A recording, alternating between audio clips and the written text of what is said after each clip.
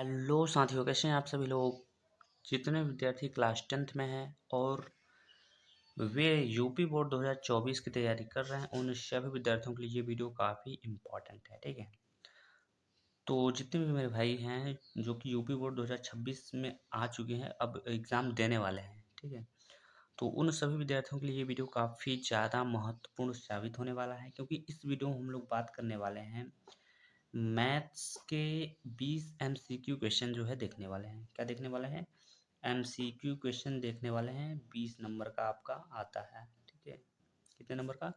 20 question आएगा। एक question पर मतलब एक क्वेश्चन जो है 1 नंबर का होगा, यानी 20 क्वेश्चन 20 नंबर हो जाएगा। इतना तो आप सभी को पता होगा। ठीक है, तो अभी का जो क्वेश्चन यहाँ पर आपसे पूछ रहा है वो 4 टाइप से क्वेश्चन पूछ रहा है। टाइप नंबर फर्स्ट में आपसे पूछेगा एमसीक्यू, जो कि आएगा कितना?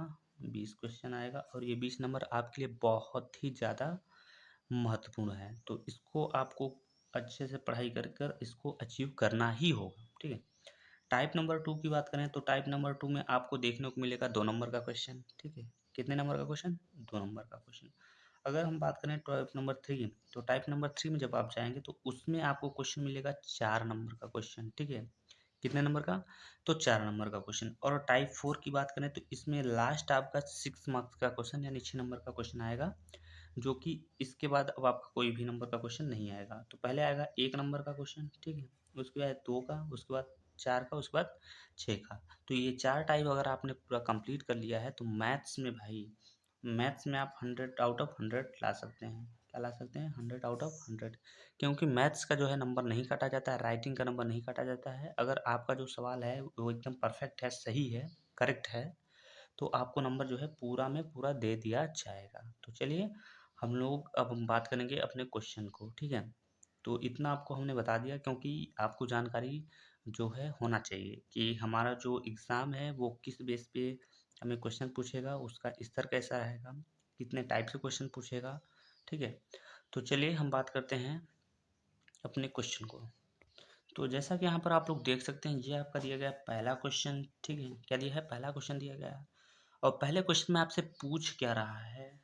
कह रहा है कि निम्नलिखित में से कौन सा सहअभाज्य संख्याओं का एक युग्म है, यानी इन 4 ऑप्शन में से कोई एक संख्या जो है सहअभाज्य संख्या है, को प्राइम नंबर है, उसको आपको पहचान कर जो है उस पर टिक करना होगा। ठीक है, तो सबसे पहले सहअभाज्य संख्या होता क्या है, इसको आपको थोड़ा सा समझना होगा, तभी तो आप लगा पाएंगे।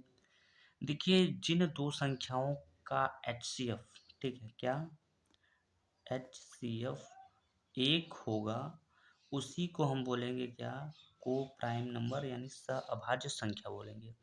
अब यहाँ पे हमें 4 विकल्प दिया गया है, तो अगर आपको नहीं आता है निकालना, यानी समझ नहीं पाते हैं कि कौन को प्राइम नंबर है, नहीं है, तो देखिए क्या करिएगा।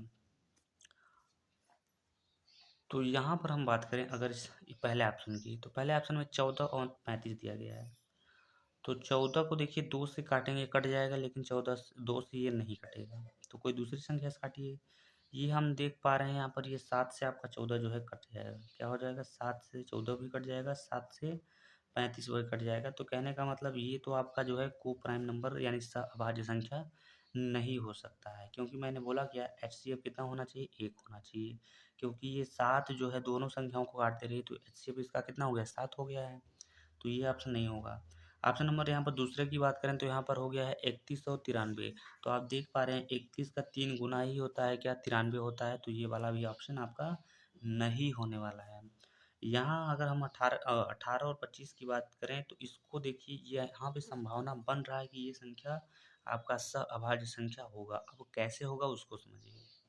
तो चलिए देखिए, यहाँ पर हमें 2 संख्या दिया गया है। पहला संख्या क्या है? 18 है, आप यहाँ पे देख पा रहे होंगे, और दूसरी जो संख्या, ये देखिए 8 है, समझिएगा, ठीक है, और दूसरी जो हमारा संख्या है वो कितना है? 25 है। ठीक है, तो दूसरी हमारी जो संख्या है वो कितना है? 25 है।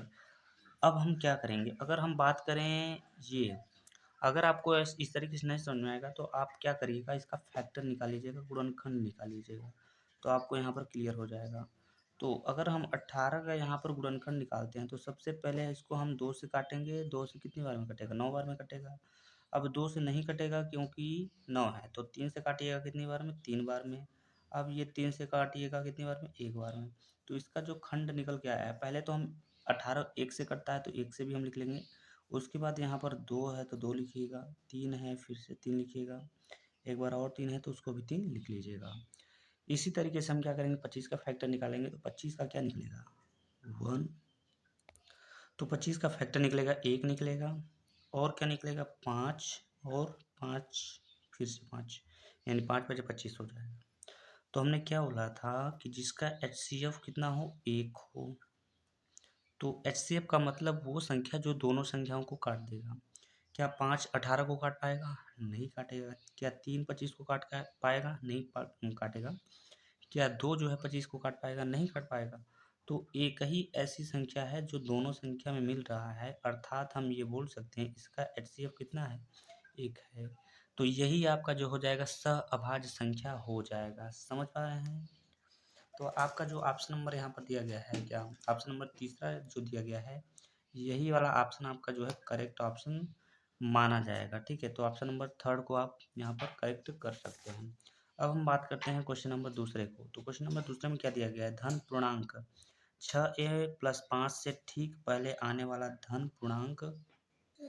ठीक है, तो यहाँ पर धन पूर्णांक होगा यानी 6a + 5 से ठीक पहले वाली संख्या। तो अगर आप ध्यान देंगे यहाँ पर, क्या 6a प्लस, देखिए 5 से ठीक पहले संख्या आपकी आएगी 4, तो 6a + 4 वाला जो ऑप्शन होगा वो करेक्ट ऑप्शन माना जाएगा। तो ऑप्शन नंबर यहाँ पर जो दूसरा वाला है वो करेक्ट ऑप्शन हो जाएगा। ठीक है, तो चलिए हम बात करते हैं क्वेश्चन नंबर तीसरे की ओर। तो यहाँ पर आप देख सकते हैं, यहाँ पर ये दिया गया क्वेश्चन नंबर तीसरा। क्वेश्चन नंबर तीसरा में क्या बोल रहा है? कह रहा है समीकरण x + y = में दिया गया 6 और x - y = में दिया गया है 2 का हल होगा, यही आपसे यहाँ पर पूछ रहा है। तो चलिए इसको हम लोग समझ लेते हैं। काफ़ी बढ़िया क्वेश्चन है, मतलब MCQ है तो छोटा ही है। ठीक है, तो ये देखिए इक्वेशन वाला क्वेश्चन है। आप इसे 2 तरीके से लगा सकते हैं। अगर बहुविकल्पी में दिया गया है तो हम केवल विकल्प से ही इसका आंसर जो है यहाँ पर लगाएंगे। ये बोल सकते हैं, इसको आप ट्रिक मानकर चल सकते हैं। क्या मानकर चल सकते हैं? ट्रिक। तो देखिए सबसे पहले कह रहा है कि x + y = 6, यानी 2 संख्या है जिसको जोड़ने पर हमें 6 प्राप्त हो रहा है। ठीक है, कितना प्राप्त हो रहा है? देखिए, तो पहले ऑप्शन को अगर देखिएगा तो 4 और 3 7 हो जाएगा, ये ऑप्शन नहीं होगा। ये 6 और 2 8, ये वाला भी नहीं होगा। और 8 अगर इसको देखिए जाएगा तो ये वाला भी ऑप्शन नहीं होगा, क्योंकि यहाँ पर 8 है और माइनस में आपका क्या है? 2 है, तो घटाइएगा कितना हो जाएगा? 6 हो जाएगा। तो ये 3 ऑप्शन तो ऐसे ही आपके यहाँ पर कट गए। अगर आप ध्यान से देखिएगा तो ये वाला भी 6 ऑप्शन आपको दे रहा है यहाँ पर। ठीक है, तो अब इस वाले विकल्प को आपको पूर्ण करना होगा फिर। समझ रहे हैं ना? तो यहाँ पर देखिए माइनस भी है तो माइनस माइनस ये प्लस हो जाएगा, तो 8 तो 10 हो जाएगा, तो ये ऑप्शन नहीं हो पाएगा। ऑप्शन नंबर आपका जो ये वाला है दूसरा वाला, वो करेक्ट ऑप्शन हो जाएगा। कैसे करेक्ट ऑप्शन हो जाएगा? क्योंकि अगर हम 4 और प्लस में 2 करें तो ऑप्शन नंबर जो 4 और प्लस 2, ये 6 हमारा पहला कंडीशन को पूरा कर रहा है। ठीक है, और 4 में से अगर हम 2 को माइनस करेंगे तो बचेगा कितना? 2 बचेगा, तो ये हमारे इस वाले कंडीशन को पूरा कर रहा है। तो कंडीशन पूरा कर रहा है तो वही वाला आपका जो है ऑप्शन करेक्ट ऑप्शन हो जाएगा। ठीक है, तो चलिए चलते हैं क्वेश्चन नंबर चौथे की ओर।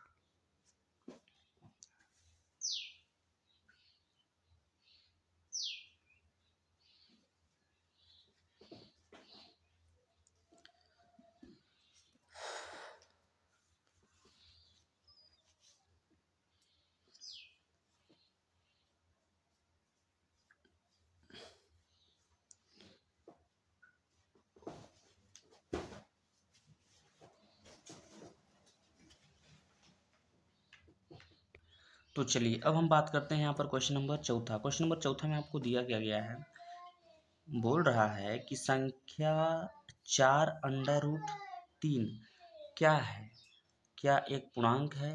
क्या एक अपरिमेय संख्या है? क्या परिमेय संख्या है? क्या अपरिमेय है? या फिर इनमें से कोई नहीं है? ठीक है, तो ये 4 आपको विकल्प दिया गया है। तो देखिए परिमेय संख्या, ये संख्या जो है एक परिमेय संख्या है, 4 जो है परिमेय संख्या है, क्योंकि ये एक क्या है, पूर्ण नंबर है। लेकिन जितने भी संख्या रूट में होते हैं वो क्या होते हैं, वो अपरिमेय संख्या होते हैं। तो 4 अंडर रूट आपका 3 हो जाएगा, तो इसका मतलब ये संख्या क्या हो जाएगा, अपरिमेय संख्या हो जाएगा। तो अपरिमेय ऑप्शन नंबर तीसरे में दिया गया, तो ऑप्शन नंबर इसका तीसरा वाला जो है सही हो जाएगा, करेक्ट हो जाएगा। अगर मान लीजिए आपसे पूछा गया, भैया बताइए कि रूट में 4 जो है ये क्या है, परिमेय संख्या है कि अपरिमेय है, तो कमेंट बॉक्स में ज़रूर बताइएगा ये क्या है। तो 4 जो है एक क्या है, परिमेय संख्या है, क्योंकि 4 जो है 2 का वर्ग होता है तो रूट से बाहर आ जाएगा। अगर यहीं पर रूट में 5 होता तो ये होता एक अपरिमेय संख्या होता है। समझ पा रहे हैं? तो चलिए हम बात करते हैं अब क्वेश्चन नंबर 5वें की ओर। तो चलिए अब यहाँ पर देख सकते हैं क्वेश्चन नंबर 5वां। क्वेश्चन नंबर 5वां काफ़ी ज़्यादा महत्वपूर्ण है, ठीक है। क्या है, काफ़ी ज़्यादा महत्वपूर्ण है, लेकिन छोटा क्वेश्चन है। और इस चैप्टर जो जिस चैप्टर से क्वेश्चन आया है उस चैप्टर से आपके काफ़ी क्वेश्चन बता दिए हैं मैंने। आप लोगों को मैथ्स में क्या क्या पढ़ना है, कौन कौन से टॉपिक्स पढ़ना है, किस पर ज़्यादा फोकस करना है, उसका मैंने एक वीडियो बना दिया है, अपलोड कर दिया ऑलरेडी, ठीक है। तो इस वीडियो के डिस्क्रिप्शन बॉक्स में उसका लिंक दे दिया जाएगा, आप वहाँ पर जाकर देख सकते हैं, ठीक है। तो हमें कह रहा है कि x square plus 4x equal to में 0 के मूल होंगे। तो देखिए इसको कैसे हल करेंगे आप। तो सबसे पहले देखिए यहाँ पर एक्स स्क्वायर और प्लस में क्या दिया गया है, 4x इक्वल टू में 0 दिया गया है, ठीक है। सबसे पहले इसमें हम क्या करते हैं, इसमें हम x कॉमन कर लेते हैं, ठीक है। क्या कर लेते हैं, x को कॉमन कर लेते हैं। तो जैसे ही x आप कॉमन करते हैं तो यहाँ पर हो जाएगा x और ब्रैकेट के अंदर x प्लस में 4 इक्वल टू हो जाएगा 0। मान लीजिए हमें ये इस वाले बाहर जो है उसका x का मान निकालना है, तो ये पूरा संख्या चला जाएगा नीचे। तो एक x का मान जो हो जाएगा वो आपका 0 निकल जाएगा, ठीक। एक x का मान कितना निकलेगा, 0 निकल जाएगा। अब हम दूसरे x की बात करें, यहाँ पर थोड़ा सा यहाँ पर समझने की कोशिश करिएगा। अगर मान लीजिए हमें दूसरे x का मान निकालना है, तो x square plus 4x equal to 0, जैसे कॉमन आपने लिया था वैसे फिर से कॉमन लीजिए। तो यहाँ पर x प्लस में 4 इक्वल टू हो जाएगा 0। अब मान लीजिए हमें दूसरे x का मान निकालना, तो ये वाला x चला जाएगा 0 के नीचे, तो 0 हो जाएगा। तो यहाँ पर बचेगा x प्लस में 4 इक्वल टू में 0। अब क्योंकि हमें x का ही मान निकालना है, तो x बराबर क्या हो जाएगा, ये 4 पंचांतर हो जाएगा तो माइनस में 4 हो जाएगा। तो एक हमारा x की जो वैल्यू निकला वो 0 निकला, और दूसरा कितना निकला, तो माइनस में 4। तो यही हमारे मूल होंगे। तो देखते हैं किस ऑप्शन में दिया गया है। तो ऑप्शन नंबर आपका जो दूसरा है वो इसी ऑप्शन में आपका 0 और -4 दिया गया, तो ऑप्शन नंबर दूसरा जो है इसका करेक्ट ऑप्शन हो जाएगा। तो चलिए अब हम बात करते हैं क्वेश्चन नंबर 6वें को। तो यहाँ पर देख सकते हैं ये है आपका क्वेश्चन नंबर 6वां। क्वेश्चन नंबर 6वां में क्या बोल रहा है, एक शून्योत्तर परिमेय संख्या एक अपरिमेय संख्या का गुणनफल होता है, ठीक है। क्या होता है मतलब, ये क्वेश्चन देखिए 100% आपके बोर्ड एग्जाम में आने वाला है, बहुविकल्पी का है लेकिन आएगा, एकदम कंफर्म है कि आएगा। इसका जो है आंसर हो जाएगा ऑप्शन नंबर फर्स्ट, यानी सदैव अपरिमेय संख्या होती है, ठीक है। तो इस क्वेश्चन को आप लोग नोट करके अच्छे से याद कर लीजिएगा, क्योंकि ये क्वेश्चन बहुत ज़्यादा इंपॉर्टेंट है। तो चलिए अब हम बात करते हैं क्वेश्चन नंबर यहाँ पर 7वें को। यहाँ पर देख सकते हैं ये दिया गया क्वेश्चन नंबर 7वां। क्वेश्चन नंबर 7वां में क्या बोल रहा है कि यदि समीकरण 2x² प्लस के एक्स प्लस 3 इक्वल टू में 0 के मूल समान हो तो k का मान आपसे पूछ रहा है यहाँ पर, यानी k का मान हमें ज्ञात करना है। तो चलिए ज्ञात कर लेते हैं। चलिए यहाँ पर आप लोग देख सकते हैं यह दिया गया है आपका क्वेश्चन नंबर 7वां। क्वेश्चन नंबर 7 में क्या बोल रहा है कि यदि समीकरण जो हमारा दिया गया है 2x² प्लस के एक्स प्लस 3 इक्वल टू में 0 के मूल समान हो तो k का मान ये आपसे पूछ रहा है। तो देखिए सबसे पहले हमें क्या करना होगा, सबसे पहले हम समीकरण को लेंगे, जो हमारा समीकरण है।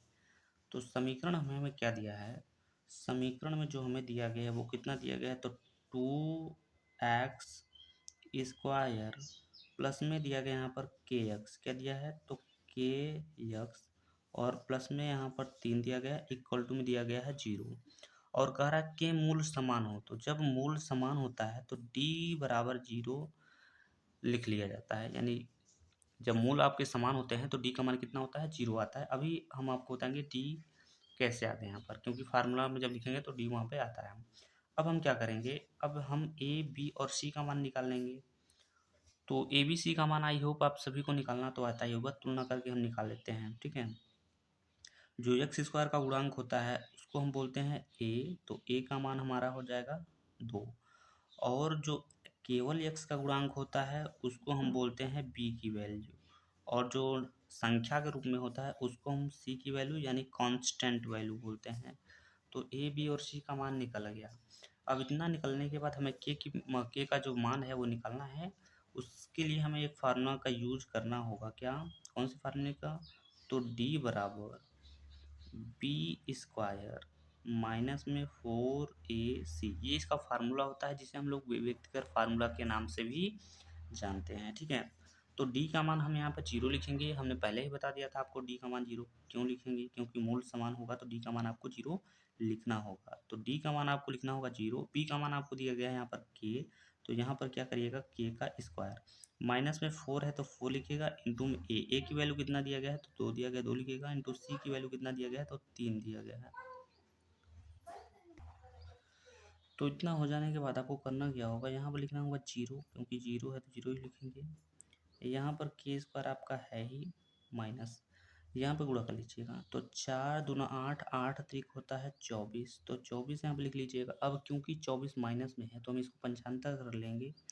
तो हम चाहें तो के स्क्वायर एक साइड बराबर के एक साइड लिखेंगे और 24 को बराबर के दूसरे साइड, तो चिन्ह जो है बदल जाएगा, क्योंकि बराबर के पहले है तो माइनस में, इधर जाएगा तो क्या हो जाएगा, प्लस में हो जाएगा। अब हम के का मान निकाल रहे हैं तो स्क्वायर यहाँ से हटाना होगा आपको। तो स्क्वायर जब भी हटेगा तो रूट में हटेगा, रूट मतलब रूट जाएगा संख्या को, बगल वाली संख्या यानी बराबर की जो बात संख्या लिखी है इधर, उसमें आपका जो है रूट लग जाएगा। अब देखिए क्या करना होगा, अब इसका आपको फैक्टर निकालना होगा। फैक्टर का मतलब क्या होता है? फैक्टर का मतलब ये होता है, आपको यहाँ पर समझाने की हम कोशिश करेंगे। यहाँ पर जैसे कि मान लीजिए हम 24 को क्या लिख सकते हैं, 24 को हम लिख सकते हैं 2 गुणे में 2, ठीक है, गुणे में 2 और गुणे में 3 लिख सकते हैं। ये भी आपका लिखा है 24, क्योंकि 2 का गुणा 2 में करेंगे 4, 4 दूना 8, 8 त्रिक 24। तो यहाँ पर हम लिख सकते हैं रूट में यहाँ पर 2 गुणे में 2 गुणे में 2 और गुणे में 3, तो ये लिख सकते हैं। अब देखिए क्या होगा, के बराबर यहाँ पर दो संख्याओं का यहाँ पर पेयर मिल रहा है, तो हम एक संख्या को हम क्या करेंगे, बाहर निकाल लेंगे, और रूट में आपका हो जाएगा 2 तिहाई कितना हो जाएगा, 6 हो जाएगा। अब जब भी निकलेगा संख्या तो प्लस माइनस में निकलेगा, तो इस बात को आप ध्यान में रखिएगा। तो प्लस माइनस 2 अंडर रूट 6, यही वाला ऑप्शन आपका जो है परफेक्ट ऑप्शन होगा। तो 2 अंडर रूट 6 वाला जो ऑप्शन है वो ऑप्शन नंबर आपका दिया गया है, तीसरा दिया गया है। तो चलिए अब हम लोग चलते हैं क्वेश्चन नंबर 8वें की ओर। तो चलिए यहाँ पर आप लोग देख सकते हैं, ये दिया गया है आपका क्वेश्चन नंबर 8। क्वेश्चन नंबर 8 में क्या बोल रहा है, कह रहा है बिंदु -3, 5 की y अक्ष से दूरी ज्ञात कीजिए। ठीक है, तो देखिए सबसे पहले आपका जो पहला वैल्यू होता है इसको हम लोग बोलते हैं एक्स अक्ष और इसको बोलते हैं वाई अक्ष। ठीक है, क्या बोलते हैं, एक्स अक्ष और वाई अक्ष। तो जब आपसे पूछेगा वाई अक्ष का तो आपको आंसर एक्स अक्ष का बताना है। ठीक है, तो कहने का मतलब आपका जो करेक्ट ऑप्शन हो जाएगा वो कितना हो जाएगा, -3 हो जाएगा, क्योंकि हमसे पूछा क्या है, वाई अक्ष से दूरी, तो वाई यहाँ पर कितना दिया, 5 दिया, तो हमें वाई अक्ष का आंसर नहीं बताना है, एक्स अक्ष का आंसर बताना है। तो ऑप्शन नंबर इसका जो पहला है यही वाला करेक्ट हो जाएगा। अब हम बात करेंगे क्वेश्चन नंबर यहाँ पर 9 यानी 9 को। तो क्वेश्चन नंबर 9 में यहाँ पर दिया गया है, क्या दिया है, कह रहा है HCF 306 और 657, यानी कि कहने का मतलब दो संख्याएं हैं ये और ये दिया गया है, इन दोनों का HCF निकाला गया, तो इनका HCF आपको 9 निकाल के दे दिया है। कह रहा है कि इन दोनों संख्याओं का आपको क्या निकालना है, LCM ज्ञात करना है। ठीक है, तो LCM और HCF का ये क्वेश्चन है, ये इस क्वेश्चन से आपका काफ़ी क्वेश्चन मतलब काफ़ी अच्छे क्वेश्चन है आपको देखने को मिलेगा आपके बोर्ड एग्जाम में। तो सबसे पहले यहाँ पर बोल रहा है क्या बोल रहा है, तो HCF इसका देखिए क्या होगा, HCF हमें दिया गया है HCF, तो HCF निकाल के हमें कितना दिया गया, 9 दिया गया है। कह रहा है कि इसका क्या करना है, आप LCM निकाल के बताइए। इसमें देखिए दो संख्या है, पहली जो संख्या आपकी दी गई है वो कितना दिया गया है, तो पहली जो संख्या है वो 306 है, और जो दूसरी संख्या है वो है आपका 657, क्या है, 657। तो आपसे पूछ रहा है कि भाई एलसीएम ज्ञात करके बताइए, आप क्या ज्ञात करके बताइए, तो एलसीएम ज्ञात करके बताइए। तो देखिए सूत्र इसका क्या होता है, इसका फार्मूला आपका बहुत अच्छा फार्मूला होता है, क्या, पहली संख्या गुणे में दूसरी संख्या बराबर में क्या होता है, HCF इंटू में क्या होता है LCM, ये इसका फार्मूला होता है। तो पहली संख्या आपको जो दिया गया है वो दिया गया है 306 इंटू 6, ठीक है, 5757 इज इक्वल टू में आपको HCF का मान कितना दिया गया है, 9 दिया गया है, तो 9 लिखिए, इंटू LCM तो पूछ ही रहा है, तो LCM हमारा ज्यों का त्यों रहेगा, ठीक है। अब हम क्या करेंगे, तो लिखेंगे यहाँ पर 306 गुणे में यहाँ पर हो जाएगा 657, ठीक है, और अपान में आपका यहाँ पर हो जाएगा 9 जो कि दिया गया है, और यहाँ पर बराबर में क्या हो जाएगा, LCM हो जाएगा। तो इतना हो जाने के बाद अब आपको यहाँ पर क्या करना होगा, इन 9 से कटाना होगा किसी न किसी में, ठीक है। तो चलिए देखिए, अगर यहाँ पर हम 9 से काटें इसको, 9 से एक बार में कटेगा, इसको काट सकते हैं 9 से 7, 9 सते 63 होता है, तो 7 बार में यहाँ पर कट गया, 2 बचेगा, और 9 त्रिक 27, कुल मिला के 73 बार में आपका यहाँ पर कट चुका है। अब 73 यहाँ पर क्या कितना हो जाएगा यहाँ पर, तो 306, ठीक है, गुणे में कितना हो जाएगा, 73 हो जाएगा, गुणे में क्या हो जाएगा, वो सॉरी बराबर में क्या हो जाएगा, तो LCM हो जाएगा, क्या हो जाएगा, LCM हो जाएगा। तो अब 306 का गुणा आपको इतना करेंगे जब आप, तो कर लेते हैं हम, देखिए ऑप्शन में क्या दिया गया है, ऑप्शन के अनुसार कर लेते हैं यहाँ पर। तो जब इसका आप लोग गुणा करा देंगे तो इसका जो गुणनफल आएगा वो कितना आएगा, तो 22, 33, 8 बराबर में क्या हो जाएगा, आपका LCM हो जाएगा, ठीक है। तो इसका जो आंसर हो जाएगा वो 22, 33, 8 वाला जो ऑप्शन है, यानी ऑप्शन नंबर यहाँ पर बात करें यहाँ पर दूसरे की, तो ऑप्शन नंबर इसका दूसरा जो है वो करेक्ट ऑप्शन हो जाएगा। तो चलिए अब हम बात करेंगे क्वेश्चन नंबर यहाँ पर 10वें को। क्वेश्चन नंबर यहाँ पर देख सकते हैं 10वां क्या दिया गया है, कह रहा है कि रैखिक समीकरण 3x + 2y, ठीक है, इक्वल टू में 4 में y का मान हमें दे दिया गया है, तो x का मान पता करना है। बहुत ही सिंपल है, बहुत ही सिंपल है। इसमें क्या बोल रहा है कि x का मान आपको ज्ञात करना है, y का मान -1 कितना दिया है, -1 दे दिया है, उसने पहले से ही दे दिया है। तो इसको हम यहाँ पर ऊपर ही सॉल्व कर लेंगे, यहाँ पर समझने की कोशिश करिएगा, ठीक है। चलिए नए पेज में समझते हैं ताकि आपको अच्छे से समझ में आ सके। तो जो हमारा समीकरण दिया गया है वो कितना दिया गया है, तो 3x दिया गया है, प्लस में कितना दिया गया है, 2y दिया गया है, इक्वल टू में क्या होता है, 0 होता है, और y का मान हमें कितना दिया गया है, -1 दिया गया है।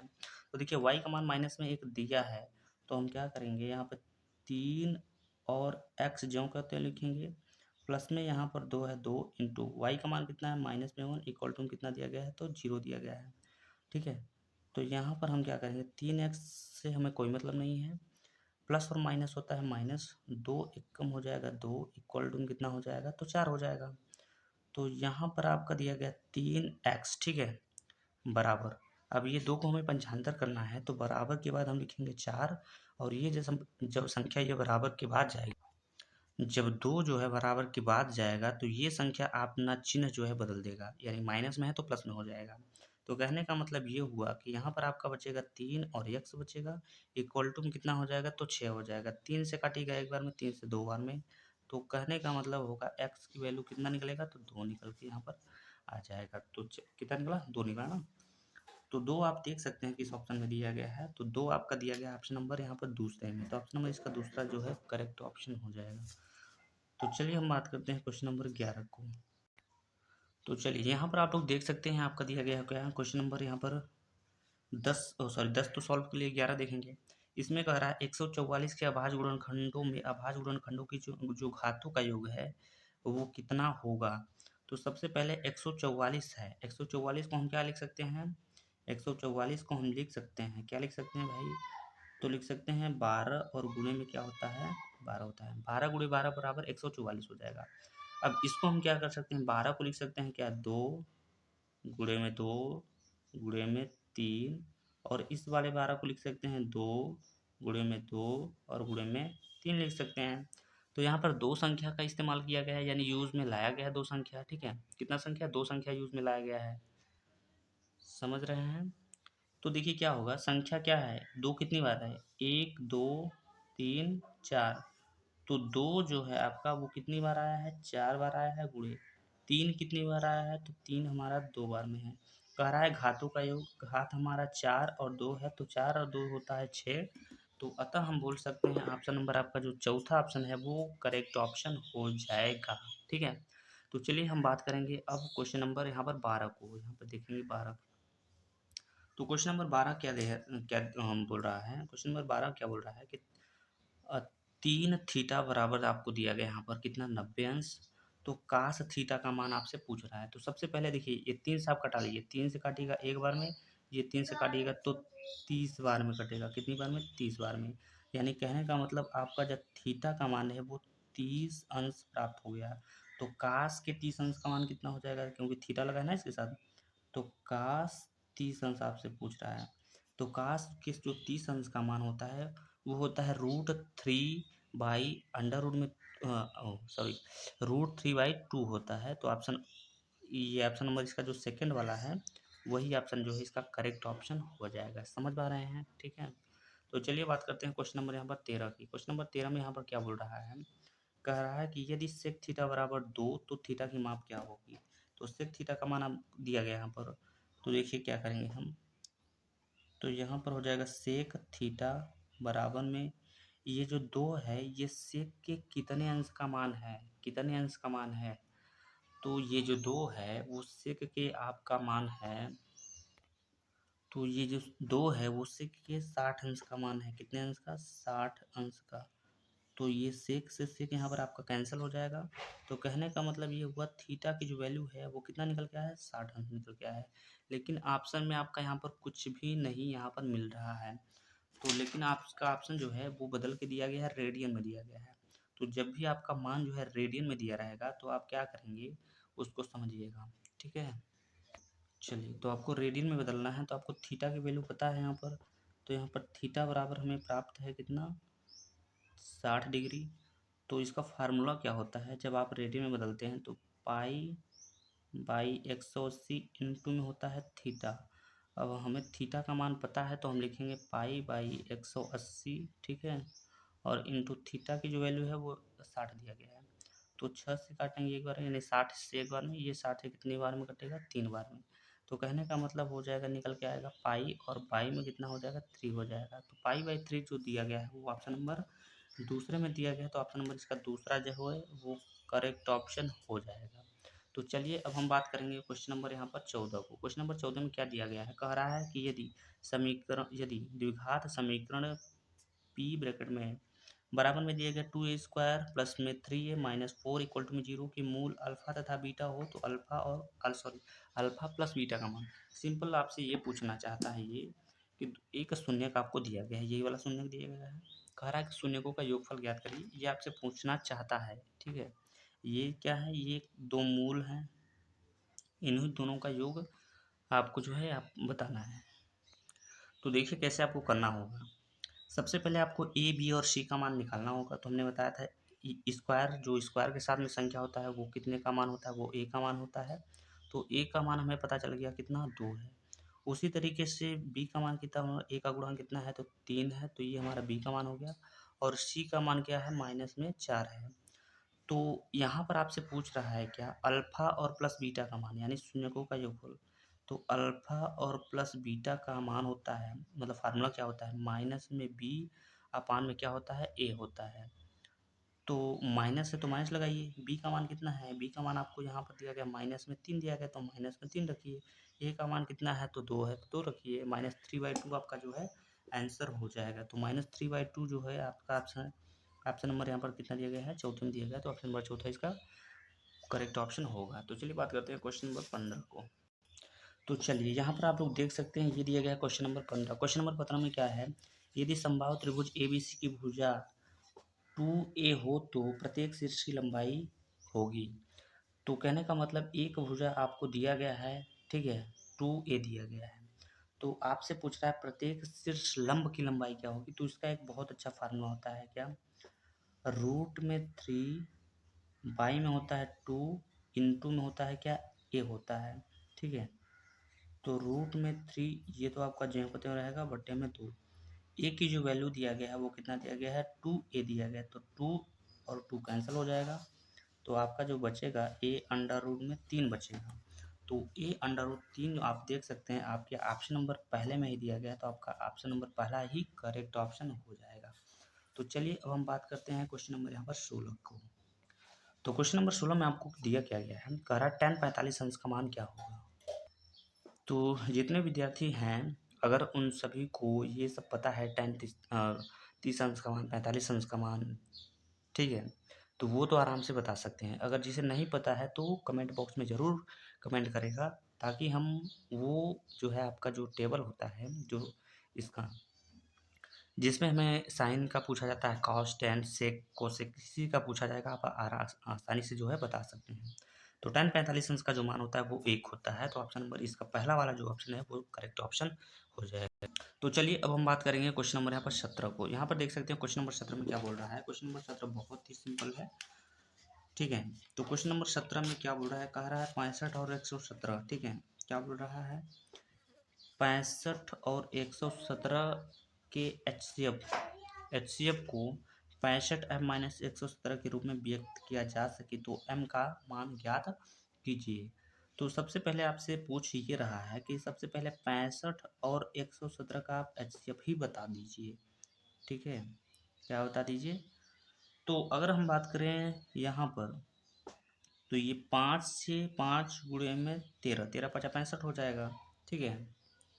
इसका जब आप गुणनखंड निकालेंगे तो इसका खंड जो निकल के आएगा वो 3 और गुणे में 3 गुणे में आपका क्या होगा 13 हो जाएगा, क्योंकि 13 नवैया 117 होता है, ठीक है। कितना होता है, 117 होता है। तो यहाँ से हम क्या करेंगे भाई, यहाँ से हम एचसीएफ ज्ञात कर लेंगे। एचसीएफ होप आप सभी को ज्ञात करना आ गया होगा, क्योंकि एचसीएफ का मतलब वो संख्या जो दोनों संख्याओं में हो। तो हमारा यहाँ भी 13 है, यहाँ भी 13 है, तो कहने का मतलब ये हो गया कि हमारा 13 क्या हो गया, एचसीएफ हो गया। अब कह रहा है इसी एचसीएफ को 65 - 117 के रूप में व्यक्त भी किया जा रहा है। कहने का मतलब ये हो गया कि आप यहाँ पे दिखाओ 13 बराबर में क्या हो जाएगा, यहाँ पर 65m-117, ठीक है। 117 को हम पंचांतर करेंगे तो यहाँ पर हो जाएगा 13 और प्लस में 117 इक्वल टू क्या हो जाएगा, यहाँ पर 65m हो जाएगा, ठीक है। इसको आप जोड़ लीजिए तो 17 20 30 हो जाएगा, यानी 100 आपका यहाँ पर कितना निकल के आएगा, 30 निकल के आएगा, और इक्वल टू में हो जाएगा 65m हो जाएगा। अब देखिए यम का हमें मान निकालना है, तो क्या करिएगा आप यम को एक साइड लिख लीजिए, और यहाँ पर क्या लिख सकते हैं 130, और बटे में क्या लिखिएगा, बटे में आप लिखिएगा 65। तो यहाँ पर आपका जो होगा m बराबर हो जाएगा 65 से, अगर आप भाग देते हैं 2 बार में ये जो है काट देगा। तो m की जो वैल्यू है हमने ज्ञात किया है, कितना 2 ज्ञात किया है। तो ऑप्शन नंबर इसका जो दूसरा वाला है जिसमें 2 दिया गया वही वाला ऑप्शन है इसका करेक्ट ऑप्शन हो जाएगा। तो चलिए अब हम बात करेंगे क्वेश्चन नंबर 18 को। यहाँ पर देख सकते हैं क्वेश्चन नंबर 18 में दिया गया है। क्वेश्चन बहुत ज़्यादा इंपॉर्टेंट है, ये वाला क्वेश्चन इम्पॉर्टेंट है। क्या है, इम्पॉर्टेंट। तो क्वेश्चन में क्या बोल रहा है 18 में कि परिमेय संख्या 14,587 बटे में 1250 का दशमलव प्रसाद निम्नलिखित किन दशमलव स्थानों के बाद समाप्त होगा। तो आप अगर भाग दीजिएगा, क्या दीजिएगा, आप भाग दीजिएगा 14,587 में भाग दीजिएगा 1250 से, तो 4 अंकों पर आपका दशमलव जो है आकर रुकेगा। तो ऑप्शन नंबर इसका जो चौथा है वो करेक्ट ऑप्शन हो जाएगा। तो चलिए अब हम बात करते हैं क्वेश्चन नंबर यहाँ पर 19 यानी 19 को, ठीक है। क्वेश्चन नंबर 19 में क्या बोल रहा है कि समांतर श्रेणी 2 7 12, ठीक है, डॉट डॉट डॉट 10वां पद आपसे यहाँ पर पूछ रहा है। क्या पूछ रहा है, 10वां पद पूछ रहा है। तो चलिए इसको भी हम लोग याद कर लेते हैं। तो चलिए देखिए, पहला जो आपका जो पहली वैल्यू होता है ये आपका होता है प्रथम पद, जिसको हम ए से डिनोट करते हैं। तो ए का मान जो है वो हमारा कितना दिया गया है, 2 दिया गया है। अब क्या करिएगा, अब इन सभी में अंतर कितने का चल रहा है। तो देखिए 5 से 7 सॉरी 2 से 7 हुआ तो गैप कितने का गया, 5 का। 7 से 12 हुआ गैप कितने का गया, 5 का। तो गैप का मतलब ये डिफरेंस दिया गया है, डिफरेंस कितना है तो 5 है, यानी डी की वैल्यू दिया गया है, ठीक है। और ये आपसे पूछ कौन सा पद रहा है, 10वां पद। तो ये 10वां जो पद हो जाएगा ये नंबर को बता रहा है, ठीक है, किसको, नंबर को। तो ये हो गया। अब हम किस फार्मूले का यूज़ करने वाले हैं, तो 10वां पद पूछ रहा है तो हमारा फार्मूला जो बनेगा वो बनेगा क्या, ए एन, ठीक है, बराबर में हो जाएगा आपका ए प्लस में ब्रैकेट में n-1 और इनटू में हो जाएगा d। तो a n की वैल्यू कितना हो जाएगा 10 हो जाएगा, बराबर a की वैल्यू कितना है 2 है, 2 लिखिए, प्लस n की वैल्यू कितना हो जाएगा 10 हो जाएगा, -1 इंटू डी की वैल्यू कितना हो जाएगा, तो यहाँ पर गुणे में दिखा दीजिए आप 5। ठीक है, तो a 10 बराबर 2 प्लस घटाइएगा, यहाँ पर हो जाएगा कितना 9 हो जाएगा, और 9 गुणे में यहाँ पर 5 हो जाएगा। ठीक है, तो यहाँ पर हो जाएगा आपका a 10 बराबर 2, 9 पचे कितना होता है 45, और दोनों को अगर जोड़ दिया जाएगा तो ये हो जाएगा क्या 47 हो जाएगा। तो देख सकते हैं किस ऑप्शन में दिया गया है 47, तो ऑप्शन नंबर यहाँ पर तीसरे में दिया गया है, तो ऑप्शन नंबर जो तीसरा वाला है वो करेक्ट ऑप्शन हो जाएगा।